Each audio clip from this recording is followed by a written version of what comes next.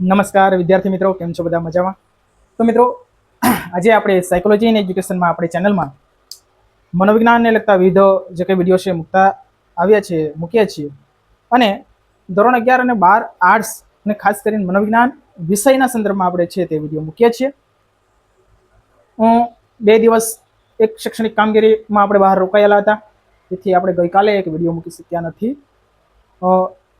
ત્યાર પછી આપણે જે કંઈ અભ્યાસક્રમ મુજબ આપણે આગળ ચાલીશું.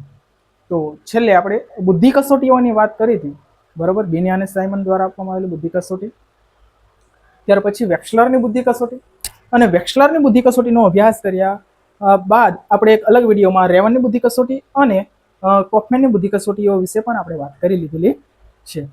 તો પાઠ્યપુસ્તક આધારે જ્યારે જોવા જઈએ તો હવે પછીનો મુદ્દો છે એ બુદ્ધિ આંકનું જે વિતરણ છે. એ આપણે ઓલરેડી પહેલેથી જ જે બુદ્ધિ આંકનો જે ટોપિક પહેલા આવી ગયેલો છે, બરોબર? અને તેમાં માનસિક હોય અને બુદ્ધિઆંક તેમજ બુદ્ધિઆંકના વર્ગીકરણ વિશે એક એક્ઝામ્પલ સાથે સમજૂતી મેળવવાનો પ્રયત્ન કરેલ છે. આજે આપણે એક સરસ મજાનો ટોપિક એટલે કે પ્રતિભા સંપન્ન. આજનો જે ટોપિક છે એ પ્રતિભા સંપન્ન ઉપર છે. પ્રતિભા સંપન્ન એટલે વ્યક્તિમાં અમુક ચોક્કસ અને વિશિષ્ટ પ્રકારની ક્ષમતા શક્તિ જે અન્ય વ્યક્તિઓથી વિશિષ્ટ હોય છે, અન્ય વ્યક્તિઓ કરતા ભિન્ન હોય છે, અન્ય વ્યક્તિઓ કરતા કહેવાય ને કે અવિશિષ્ટ અથવા તો એનાથી પણ વિશેષ પ્રકારની ક્ષમતાઓ ધરાવનાર વ્યક્તિમાં જોવા મળતા વિવિધ પ્રકારના લક્ષણો ને આપણે પ્રતિભા સંપન્ન કહી શકાય. હવે આ પ્રતિભા સંપન્ન છે એની પાછળના અમુક જેનેટિક, મનોવૈજ્ઞાનિક, સામાજિક તેમજ કૌટુંબિક કારણો હોઈ શકે છે કે એની પ્રતિભા સંપન્નતા પાછળના બધા જ કારણો જવાબદાર છે. એની દરેક કારણો વિશેની ચર્ચા પણ આપણે મનોવિકૃતિઓના સંદર્ભમાં જ્યારે જોઈશું યુનિટ નંબર 6 તેમાં વિસ્તારપૂર્વક છે ચર્ચા કરવાના છીએ. પ્રતિભા સંપન્નતાની વાત કરીએ તો કે પ્રતિભા સંપન્ન કેવા વ્યક્તિઓને કહી શકાય, તો આજનો લેક્ચર છે એમાં મુખ્યત્વે એનો અર્થ, એની વ્યાખ્યા તેમજ પ્રતિભા સંપન્ન ઉપર થયેલા જે સૌપ્રથમ અભ્યાસ છે તે મનોવૈજ્ઞાનિકો દ્વારા પ્રતિભા સંપન્નતાને કઈ રીતે ઓળખવામાં આવે છે, અથવા તો પ્રતિભા સંપન્ન વ્યક્તિ છે એની ઓળખ છે તે કઈ રીતે કરવામાં આવે છે, અને છેલ્લે પ્રતિભા સંપન્નતા ધરાવનાર વ્યક્તિ અથવા તો એ પ્રકારની બુદ્ધિ ક્ષમતા ધરાવનાર વ્યક્તિનો બુદ્ધિઆંક કેટલો હોય, તેના લક્ષણો કે ગુણધર્મો કેવા કેવા હોય છે, એના વિશેની વાત આજે આપણે આ સેશનમાં કરવાના છીએ. તો સૌ પ્રથમ આપણે અહીંયા ટોપિક લખી દઈએ કે ભાઈ પ્રતિભા સંપન્નતા આજનો ટોપિક છે મિત્રો.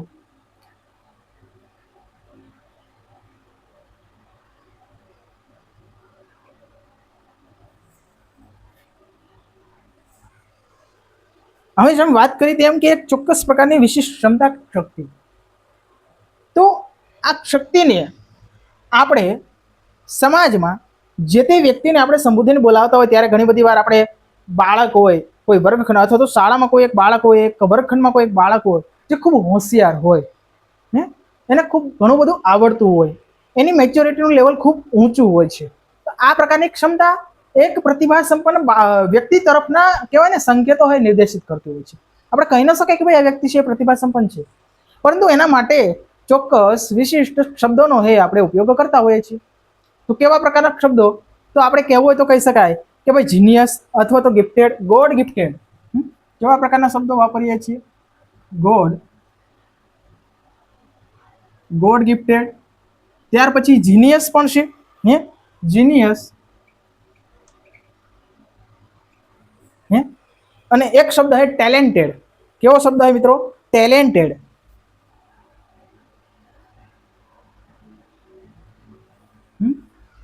એટલે મહત્વની વાત છે કે આ જે શબ્દોથી આપણે સંબોધન કરતા હોઈએ છીએ એ વ્યક્તિ પ્રતિભા સંપન્ન છે એવું આપણું કહેવું હોય તો કહી શકાય છે કે એનામાં એક ચોક્કસ પ્રકારની વિશિષ્ટ ક્ષમતાઓ કે શક્તિ રહેલી છે. તો આ યાદ રાખવાનું કે ભાઈ 1 માર્કનો પ્રશ્ન છે. પ્રતિભા સંપન્ન વ્યક્તિને અંગ્રેજીમાં અથવા તો અન્ય કયા કયા નામે ઓળખવામાં આવે છે? જીનિયસ, ટેલેન્ટેડ અથવા તો ગોડ ગિફ્ટેડ એવું છે એ નામ છે ઉલ્લેખીને પ્રતિભા સંપન્ન વ્યક્તિને ઓળખવામાં આવે છે. આપણે એનો અર્થ જોયો અથવા તો એનો ઉલ્લેખ. હવે આપણે વાત કરીએ એની વ્યાખ્યાની. તો એની વ્યાખ્યા શું હોઈ શકે મિત્રો? એની વ્યાખ્યા શું હોઈ શકે? તો કે પ્રતિભા સંપન્ન એટલે પ્રતિભા સંપન્ન એટલે અનુવંશથી જ એટલે વારસાગત, બરોબર ને? અનુવંશથી ઉચ્ચ બુદ્ધિ અને વિશિષ્ટ માનસિક શક્તિઓ, વિશિષ્ટ માનસિક શક્તિઓ ધરાવનાર વ્યક્તિને પ્રતિભા સંપન્ન કહી શકાય છે. પ્રતિભા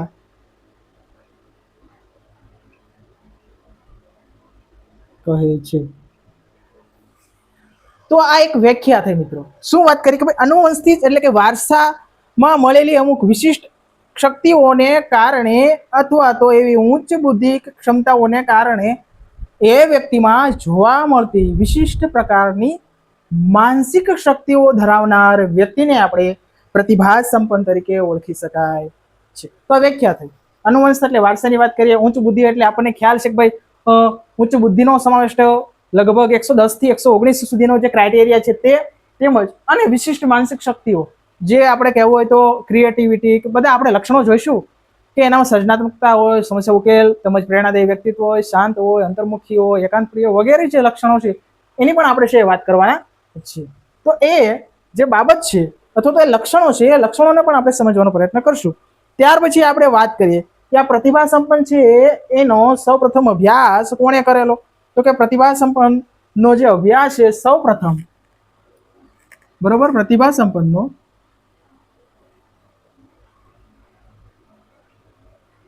તાનો સૌપ્રથમ અભ્યાસ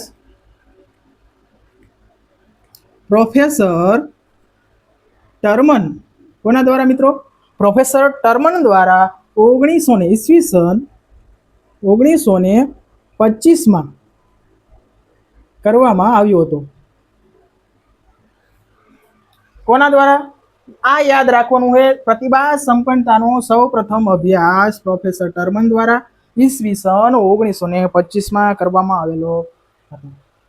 હવે આ અભ્યાસમાં પણ એમને કાંઈક એવી બાબત જોઈ હશે, કાંઈક એવા ગુણો લક્ષણો જોયા હશે અને એના આધારે એમને નિર્ધારિત કરેલું હશે. આમ જોવા જઈએ તો પ્રોફેસર ટર્મને પણ બુદ્ધિઆંકનું જે વર્ગીકરણ આપણને આપેલું છે, બરોબર, 70 થી નીચે છે એ માનસિક રીતે પડકારરૂપ અને 130 થી વધારે જે બુદ્ધિઆંક ધરાવનારી છે તે વ્યક્તિ છે એને પ્રતિભા સંપન્નતા તરીકે ઓળખવાનો અથવા ઓળખાવવાનો પ્રયત્ન પ્રોફેસર ટર્મને જ કરેલો છે. તો એ પણ આપણે યાદ રાખવું જોઈએ કે વર્ગીકરણ પણ પ્રોફેસર ટર્મન દ્વારા જ આપણને આપવામાં આવેલું છે. આ જ બાબત સાથે સાથે એ બાબત આપણે નોટ કરવી પડે કે પ્રતિભા સંપન્ન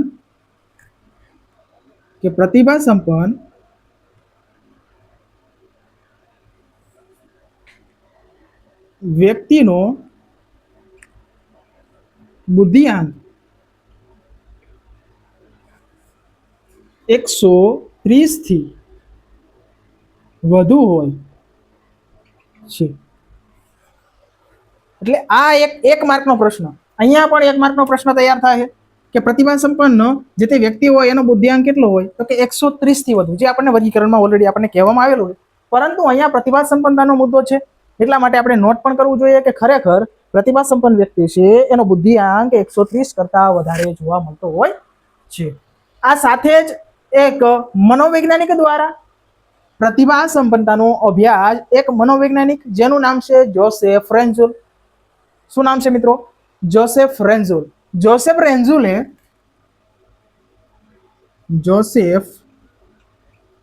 રેન્ઝુલ મુખ્ય 3 ઘટકો આપ્યા.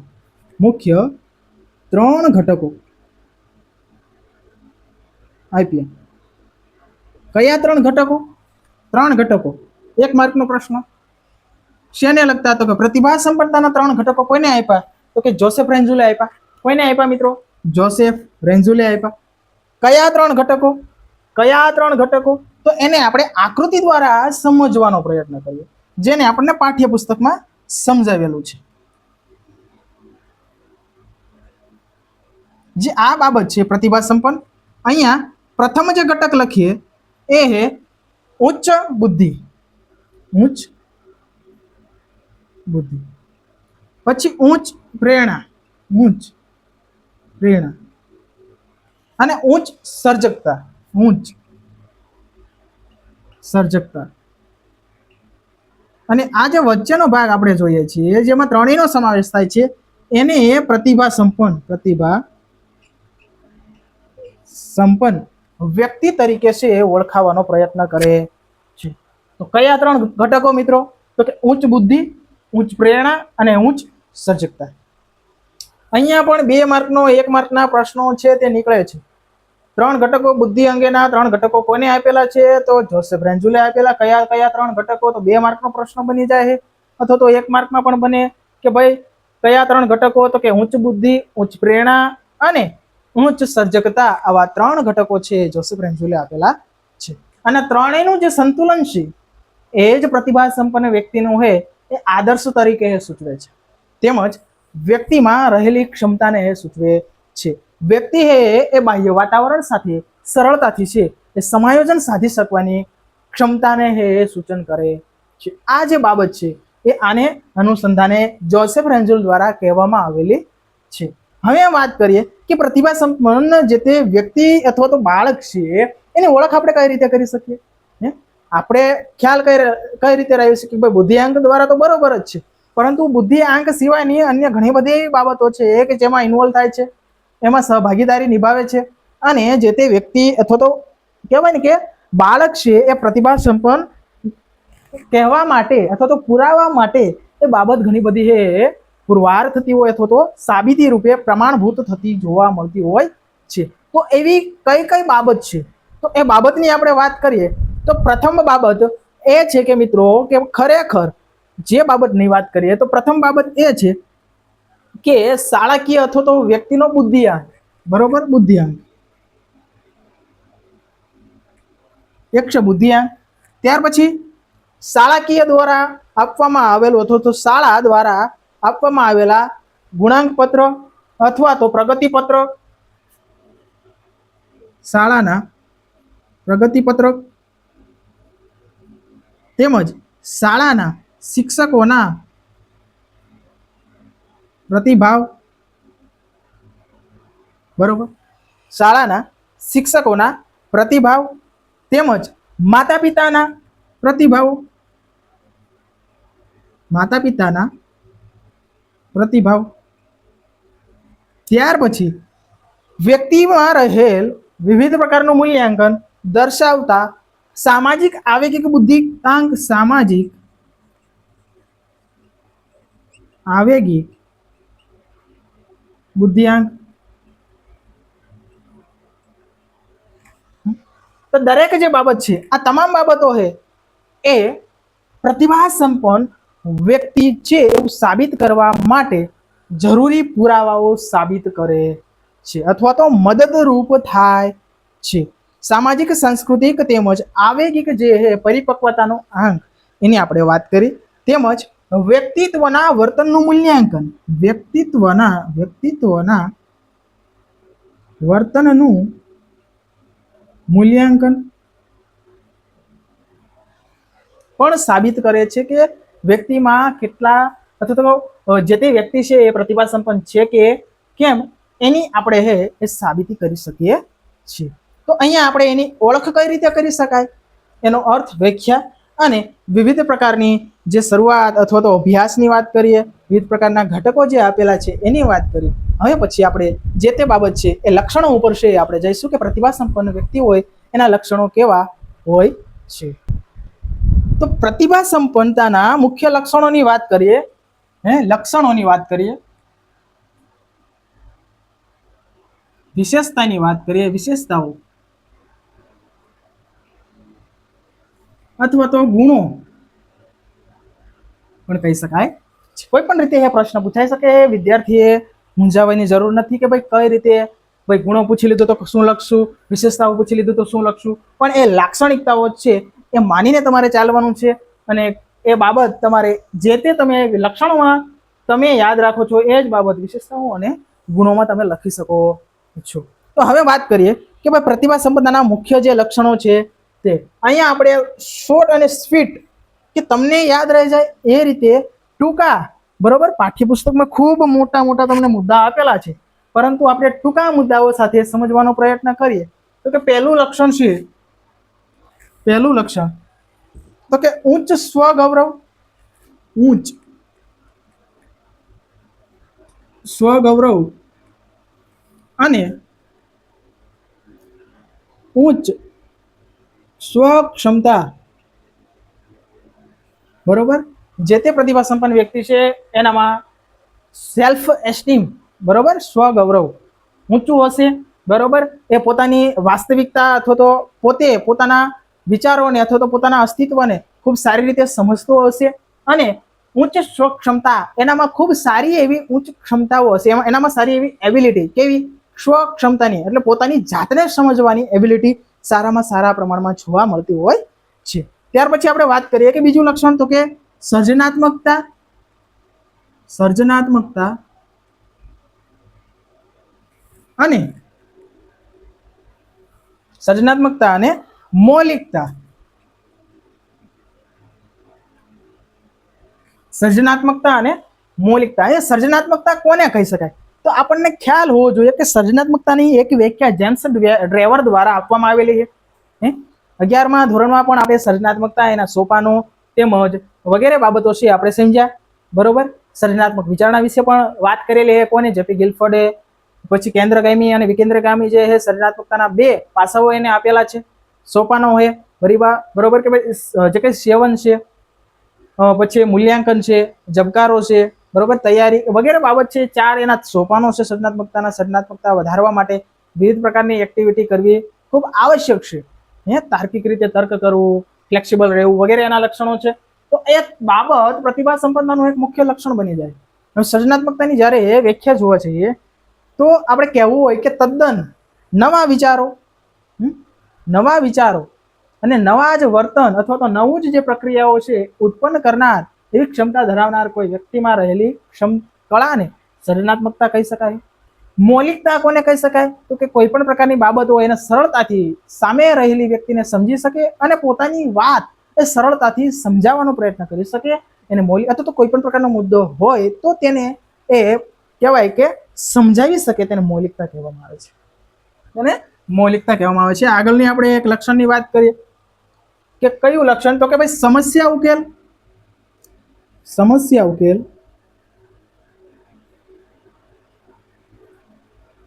અને આંતરસૂઝ. સમસ્યા ઉકેલ અને આંતરસૂઝ, બરોબર, બંને જે બાબત છે. સમસ્યા ઉકેલ શું? તો કે સમસ્યા ઉકેલ એક એવી બાબત છે કે જેમાં વિવિધ પ્રકારની બાબતો હોય અને એમાંથી કોઈ એકની પસંદગી કરવાની હોય, નિર્ણય લેવાનો હોય, બરોબર, તાર્કિક બાબતો સાથે જોડાયેલી બાબત છે. તો એક ક્ષમતા પણ પ્રતિભા સંપન્ન વ્યક્તિમાં જોવા મળે છે. આંતરસૂઝની વાત કરીએ તો કોહલર દ્વારા જે પ્રયોગ કરવામાં આવેલો છે તે કોહલર દ્વારા જે પ્રયોગ કરવામાં આવેલો ચિમ્પાન્જી ઉપર, તો એવા પ્રકારની ક્ષમતાઓ પણ એનામાં હોય. કોઈ પણ પરિસ્થિતિ આવી પડે છે, કોઈ પણ સમસ્યા આવી પડે છે તો એને એ કેવી રીતે એનો સુઝાવ છે એ શોધે છે. બાહ્ય વસ્તુઓને એ ઉપયોગ કરીને પોતે એ સમસ્યાનું નિરાકરણ કઈ રીતે લાવે છે, એવા પ્રકારની ક્ષમતા કોનામાં હોય છે? પ્રતિભા સંપન્નતા ધરાવનાર વ્યક્તિમાં જોવા મળે છે. ત્યાર પછી આપણે વાત કરીએ કે ભાઈ પરિપક્વતા અને કૌશલ્ય ગુણો. પરિપક્વતા અને કૌશલ્ય ગુણો. શબ્દ ઉપરથી જ ખ્યાલ આવે પરિપક્વતા એટલે શું? તો વિવિધ પ્રકારની આપણે એક વ્યાખ્યા પણ આવે છે, બરોબર, જે જીવન વિકાસનો જે આપણે પાઠ હતો 11મા ધોરણમાં. પરિપક્વતા કોને કહી શકાય? તો કે સજીવ જે પ્રાણીઓ છે એના તમામ અંગ ઉપાંગોમાં અથવા વિવિધ અંગ ઉપાંગોમાં સંપૂર્ણ વિકાસ સિદ્ધ કરવાની જે કઈ પ્રક્રિયા, કુદરતી પ્રક્રિયા છે એને પરિપક્વતા કહી શકાય. પરંતુ જે તે પ્રતિભા સંપન્ન વ્યક્તિ છે, જે તે ઉંમર પ્રમાણે એનામાં રહેલી જે તે ક્ષમતા છે, સૂઝબૂઝ છે, એ બાબત અહીંયા એક કુદરતી વાતાવરણ સાથે અથવા સમાજના લોકો સાથે એ પ્રકારનું વર્તન છે ધરાવનાર વ્યક્તિમાં આ પ્રકારની ક્ષમતા અને આ પ્રકારના કૌશલ્ય ગુણો છે રહેલા હોય છે, તો એ પ્રતિભા સંપન્નતાનું લક્ષણ છે આપણે કહેવું હોય તો કહી શકાય. પછી સ્વવિવેચન અને તાર્કિક મૂલ્યાંકન. સ્વવિવેચન અને તાર્કિક મૂલ્યાંકન બંને મહત્વના. સ્વવિવેચન એટલે પોતે પોતાની જાત વિશે એ કોઈ પણ બાબત અંગે એ વિચારણા કરવી, એના વિશે તર્ક વિચાર વિમર્શ કરવો, તો એને સ્વવિવેચનમાં સામેલ કરી શકાય છે. અને વાત કરીએ તાર્કિક મૂલ્યાંકન, વિવેચન કર્યા પછી જે કઈ સમસ્યાનું એ સંશ્લેષણ વિશ્લેષણ કરીને એનું તાર્કિક મૂલ્યાંકન સાધીને એનો ઉકેલ મેળવવાનો જ્યારે પ્રયત્ન કરવામાં આવે છે, કોઈ પણ બાબત હોય એને તર્ક લગાવવામાં આવે છે, તો એવા પ્રકારના લક્ષણો પ્રતિભા સંપન્ન વ્યક્તિમાં જોવા મળતા હોય છે. ત્યાર પછી આપણે વાત કરીએ તો કે મહત્વની બાબત છે કે ભાઈ ઉચ્ચ આંતરિક પ્રેરણાનું લક્ષણ, ઉચ્ચ આંતરિક પ્રેરણાનું લક્ષણ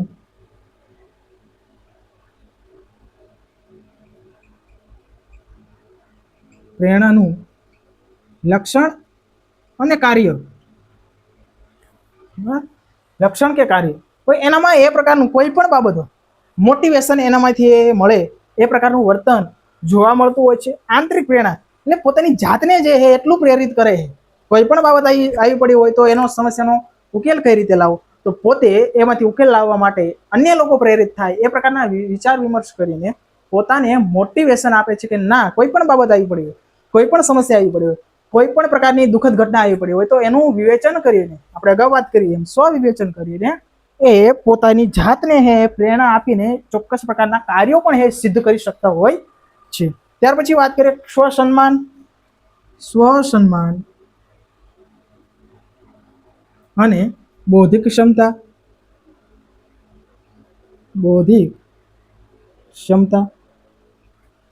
જો ટૂંકા મુદ્દાઓ સાવ સરળ રીતે તમે યાદ રાખી શકો એ પ્રકારના મુદ્દાઓ આપણે અહીંયા તમારી સમક્ષ પ્રસ્તુત કર્યા કે સ્વ સન્માન અને બૌદ્ધિક ક્ષમતા.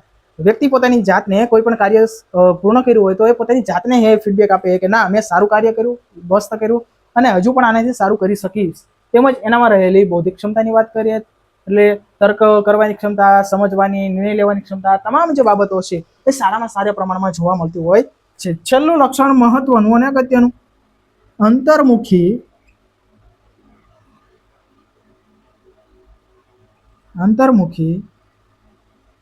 અને એકાંત પ્રિય.